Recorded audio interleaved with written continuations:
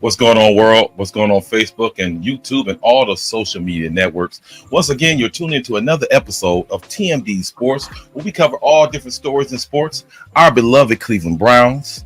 And we have an interesting guest. Before we get to that, this episode is sponsored by Cleveland 13 News, Guardian Caps, taking one hit at a time. And speaking of Guardian Caps, and also Fanatics.com, get all your official license, everything. Now, to our guest, wow, she is the founder, CEO of Guardian Caps. You know the caps that the NFL players are running around in. This is the founder, the brilliant woman behind that item, Erin Hanson. Erin is on the show. Erin, how are you feeling tonight? I am great. Man, I wish I had that reception everywhere I went. That was awesome. Take us. Also, my co-host, Christy Acuti, is in the building. Christy, what's good? Oh, I don't think anybody could possibly wipe the smile off my face right now. I am so excited to talk to Erin about the Guardian Caps and different products that they offer. So yeah, let's go. Here we go. Now, before we get to it, Erin, you guys have a lot of wonderful products, and you guys have been doing a lot of great things to try to alleviate. You know, if it's not the turf that you guys have created, the Guardian Caps itself. I guess it was the lacrosse one that I seen that caps. Yeah, I had that one. You guys are doing some great innovative stuff. But one of my things that's kind of plaguing me right now is the reception of the cap in the NFL. And I want to ask you, in your personal opinion, I love the product, and not to put it down, why do you think that some of the players are kind of adamant about wearing the cap right now? I just think they love their traditions. I think they love the tradition of football, what it looks like, what it sounds like. And I think that they live vicariously through their favorite players. And I think they like that tough factor. And, you know, some people just hate the aesthetics, which I get. And some people just feel like they're swapping that tough masculine vibe, and you know, they want them to stick with what they know. Well, that's the thing. I get it, but you should not let your ego interfere with safety and CTE and different stuff like that. And I just think these guys should be more receptive to wearing your product and putting it out there in the field. Now, as you know, too, you saw Tua. So what did you think about that incident? Ugh. It was all I could do to force myself to rewatch it, because I had, you know, people reaching out and asking me about it. It's just, it's really difficult to see somebody get injured like that, for sure. That's a tough thing to see. You know, I feel for him, and I hope he has a full and fast recovery. Christy, go ahead.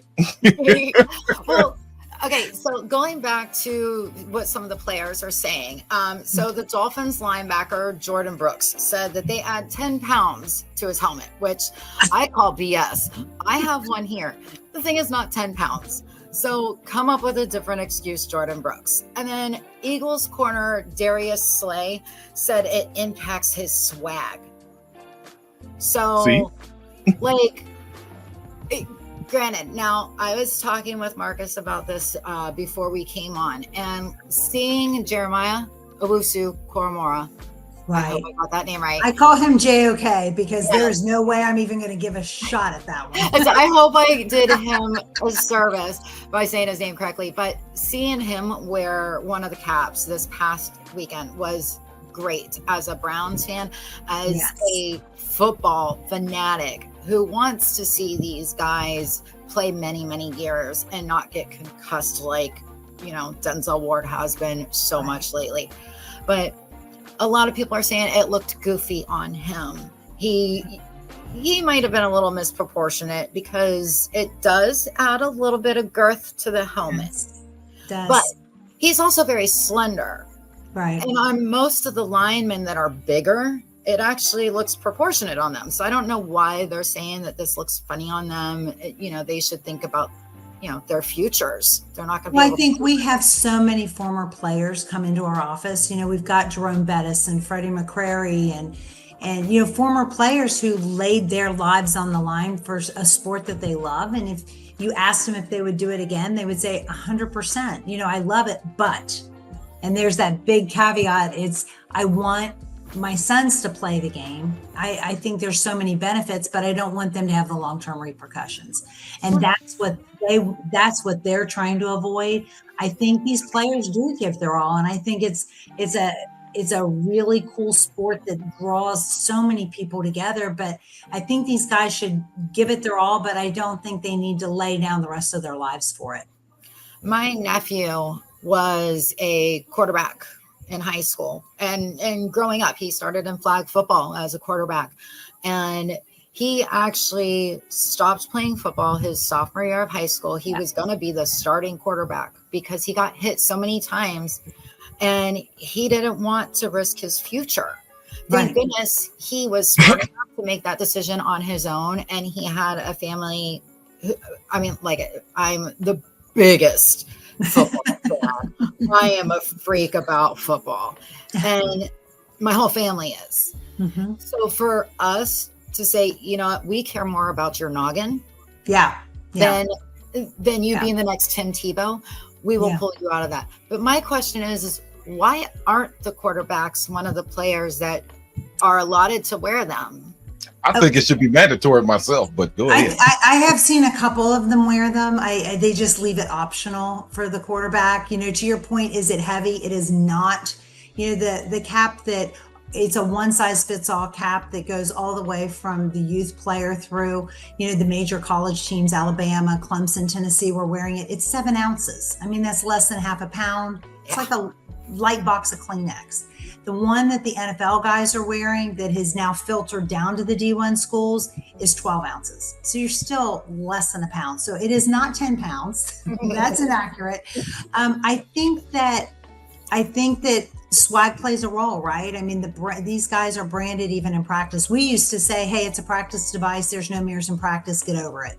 But the reality is they do rely on social media to build their brand, and they want to look cool even in practice. So I think that's a lot. It's got a lot to do with it. We should bedazzle them for these guys. Wow, I mean that would be crazy too. Yeah. What else is going to get them to wear it? You know. But extend your career. If this is the sport you love and this is your favorite player, why wouldn't you want them to play another 3 years? Why wouldn't you want them to have a life after football? I mean, why wouldn't you want that for them?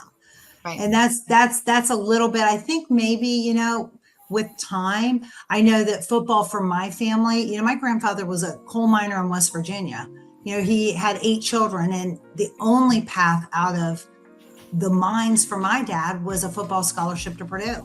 And so football's it's a generational life changer for our family. I grew up loving football, but my dad said, Erin, you know, it was weird to us when the hard shell helmet came out. It was weird for us when face mask came out. I mean, he had half his teeth missing. He was a center, you know, so he said, you just got to give people a chance. You just got to give them a chance to get used to it. And, you know, hopefully they'll see the light. I'm a goofball. I've been putting just the cap on my head. I don't have a like, Erin, I want to help you get the word out about them because I know that you got the hockey ones, and we actually have a minor league hockey team, the Florida Everblades, right here in our backyard. You know, so knowing that you have all these different products out there, and it's all about safety for these different athletes. It gives me goosebumps. It gives me hope because, like, I just want the world to be a better place for everybody.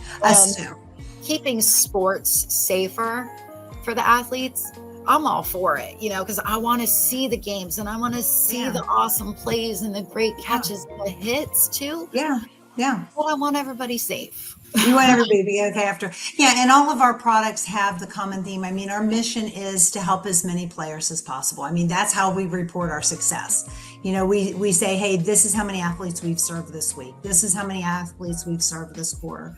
So yes, our products are all based around safety. They have to make things better, but performance-wise as well. I mean, you know, what we're being told with, especially the Guardian Cap is, you know, by coaches, is I have a full roster for game day. You know, I've got a full bench to put in.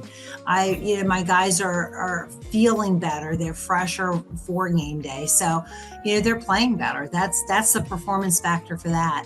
When it comes to lacrosse, Same thing. We made a urethane ball, and we make it locally in Atlanta because our son was a goalie at Georgia Tech, and I was furious that he was getting hit at 90 something miles an hour with a ball as hard as a cue ball, because the balls are made out of rubber out of Asia. And I'm like, well, if it gets harder and it gets slick like your car tires, then why the heck are we still making them out of rubber? Choose something else. Like, let's innovate. Let's make them better. So, our ball doesn't get hard over time. It cross-links at the time of manufacture, and it stays that hardness all the way through. So that's a safer ball. That's what I cared about. Now, does he care about that? Not particularly. He cared about the fact that it stayed grippy. It comes out of the stick consistently. They can throw it better. I mean, the players really do care about performance more than they care about safety. Oh yeah. So yeah. I got something for you, and I'm something that I'm wondering now. Have you since you guys' product has come out, have you had a chance to sit down with Roger Goodell or maybe some more of the people in the safety to see how they're, how they feel about it lately? Have you talked to any of them lately? You know what? It's funny because when you get on social media, there's all of this, the NFL must own a part of Guardian. It must, what's the link? The link is just that we have a great product that helps their players. They buy it, and that's it. And so I don't think there's that kind of relationship. We do have people that we can reach out to and talk to, and we do get really positive feedback, but no Super Bowl tickets in my email. Nope, sorry. Be nice. I mean, that would be wonderful. And I know you guys are based. So, speaking of your products, yes, and you said the lacrosse. What's going on with the turf? What is that all about? Can you explain about the Astro Turf, the turf that you guys created? Sure. Just sitting in all of those meetings about the rubber ball and knowing that lacrosse could be better if we switch materials. Then we started getting a lot of feedback about the infill that they put into turf. So the turf, needs to stand upright. They put infill in to keep those fibers standing straight and tall. And I don't know, however many years ago, somebody said, you know what, our landfills are full of old car tires. And the landfills are getting too full. What can we do with this trash? And somebody had the bright idea, we'll grind these up and we'll put them on our kids' playing fields. So I don't know who made that decision. We don't think it was a bright one. They're full of a lot of nasty chemicals. They put them down with wearing a hazmat suit and, some sort of respirator. And then an hour later, our kids are playing on them. So we didn't think that was a good idea. You've gotten all those black pellets in your shoes before. I mean, they hurt. They're sharp. If you skid on them, you've got abrasions on your arms. I mean, there was a better way to do it. And they're hot as heck. Those fields, our son, like I said, he was a goalie, and I'd see him out in the goal, like dancing. And I'm, dude, why are you dancing in the goal? And he'd say, because my cleats are melting to the turf. Oh my goodness. I mean, it's so hot. And so we went to the lab, and we have a material science company. That was our foundation. That's our bread and butter. Guardian is a mission serve athletes company. The Hanson Group is our material science company. So Lee went to the lab and created a better infill. So it's bio-based, based on corn and soy. It's cleaner. It doesn't kill fish. It can go into your streams and be okay. He puffed it with air, so there's some impact reduction. He put a reflective agent in it, so it keeps the fields 30 degrees cooler. It's smooth, so it doesn't cut and abrade. It doesn't splash. So, when you see a cool play and you get all that black pellets splashing up, doesn't do that. It's just cool. It's cool stuff. Yeah. So do you see the NFL gravitating more towards you guys' product for the fields? What do you see that in the future? I sure hope so. I mean, Guardian caps, everybody says, you guys came out of nowhere. And the reality is we started this in 2010. So this is a 14-year grinded out, prove yourself, validate the product, word of mouth journey. And I'm sure the turf infill will take, a little while. We've tested it over and over. We just had some testing on an NFL field, and it tested it to be the best alternative infill. So I know we've got some fields lined up. So stay tuned. So hopefully. And we're doing a partnership with a big turf company, so that should go a long way too. I do have a question about that, because I was reading about, of course, well, like I said, all your products. I did my homework before months ago. But, I remember there was a specific Ohio State football game where they actually had to pause play for at least 15 minutes because there was something going on in the end zone where they had to put all the BBs back down and everything. But you said that they won't fly up as much. During replays, right now, the referees and a lot of us at home rely on seeing, when somebody's dragging their toe. Oh, so I wonder how that's going to play. I don't know. Interesting. Yeah. Interesting. So I don't know. I just know they've tried to do some natural alternatives to the rubber pellets, but the natural alternatives will biodegrade over time. They'll clog the drainage systems. They'll float away. Some of them they have to water. And so you're watering the field every night. I mean, there's definite benefits to actually engineering something. So there's a lot of benefits. I don't know about using the splash for calls. We'll have to look into it and see.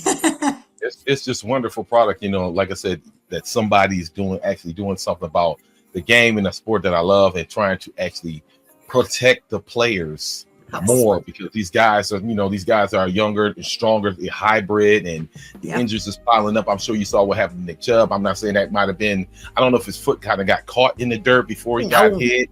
His head got caught. We know what happened. I'm just saying, what happened. You know what I'm saying? And from natural grass to Astro Turf to Bermuda grass and these different surfaces that these guys are using, I think the NFL should try to implement your product more.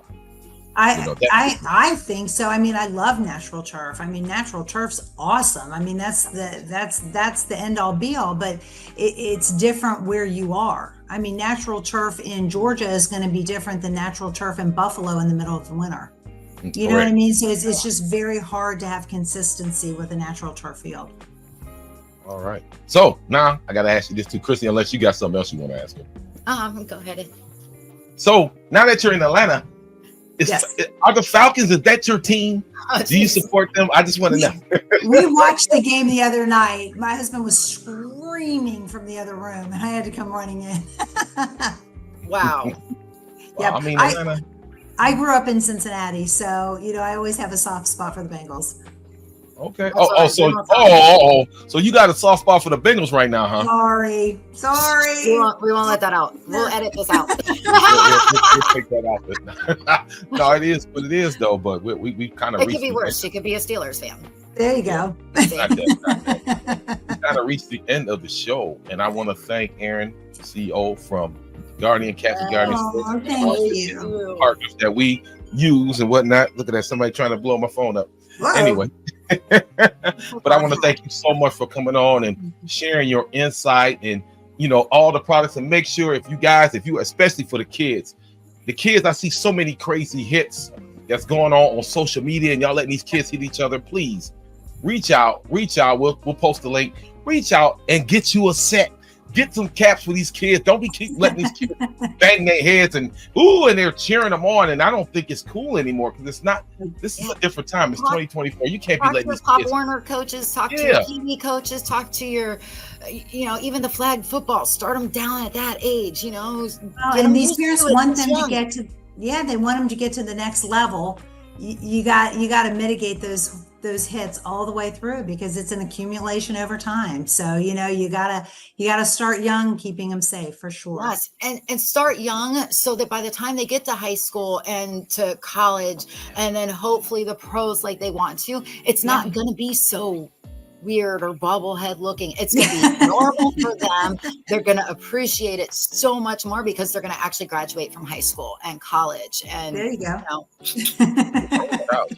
No doubt. Well, Erin, stick around for a second, because I know Chrissy got another question she want to ask you. Absolutely. Like I said, we're at the end of the show, and like I said every week, go Browns, bitches! Y'all next week. Peace.